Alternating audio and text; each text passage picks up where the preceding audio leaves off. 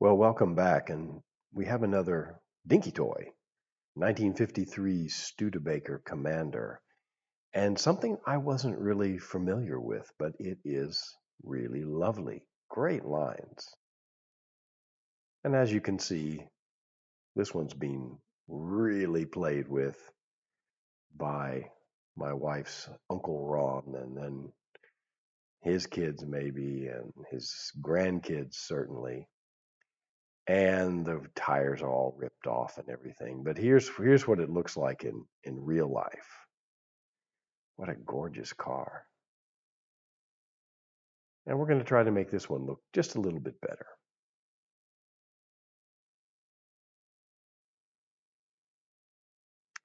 So there it is, and it's beaten up, and it's twisted on the bottom a little bit, and we'll hammer that out, and it's got corrosion on it, but structurally it's in a good place. There's nothing here. We don't have to, the roof posts and everything, they're not cracked. That often you often see that.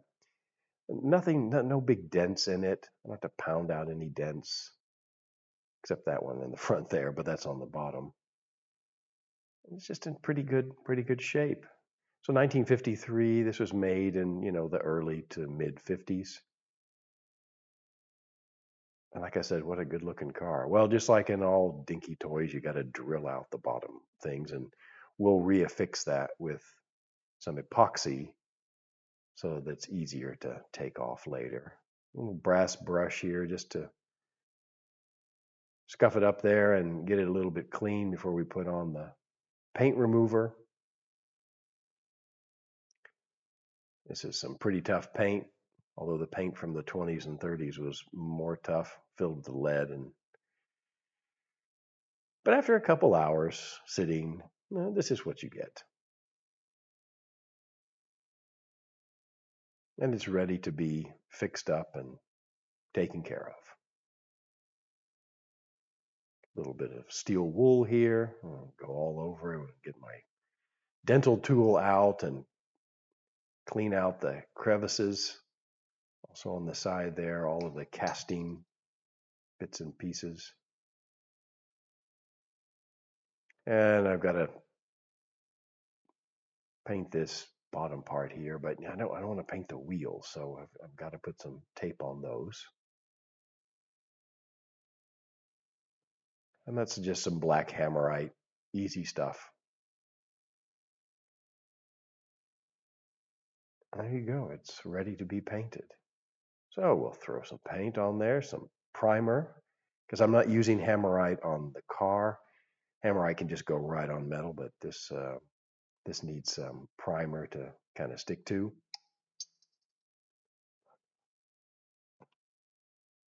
And I got some new tires.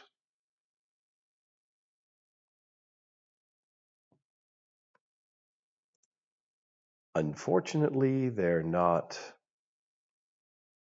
tires that have white walls on them, which was usually the case. And of course, we need to give this a nice paint job. And I'm going a little bit overboard here. I'm trying to get a two-tone, and usually the two-tone was just the roof and the color between the roof and the chassis. But I'm putting some of that roof color on the side as well. I'm putting this kind of cream panel on there. And the green is just a typical 1950s green. So not like the red that you saw in the car in the beginning. So this is kind of my little fantasy car. And at the end, we will get to see a car that is painted a bit like this, a Studebaker. All of those little pieces of tape, putting all those on there, it's really worth it. It's really fiddly work. It's small. It's frustrating, especially if you have big fingers, but it's worth it.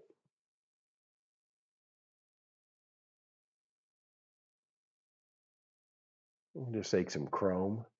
Instead of using a chrome pen, I'm actually using the chrome stuff from the pen. So I broke it open and just got a little toothbrush. I just got a little paintbrush out. But I did have to start over because I made some mistakes and I had to start all the way back at the beginning. So I just put that in there as a little homage to that. But pretty soon I was back in the same place doing some touch up here in my magnifying glass. Here I'm clamping the bottom on, getting it ready for the epoxy. And I just put a dot of epoxy on those two places that I had to drill out. And that's more than enough to hold it.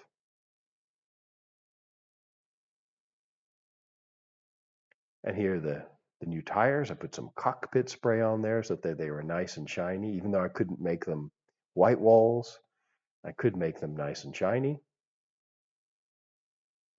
And not all of these cars had white walls, but the majority. Then here you see one.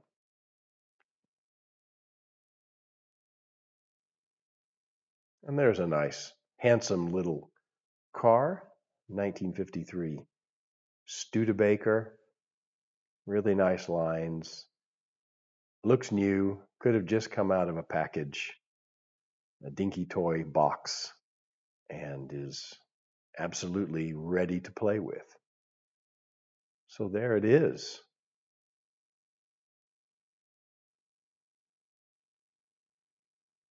What a beautiful little car.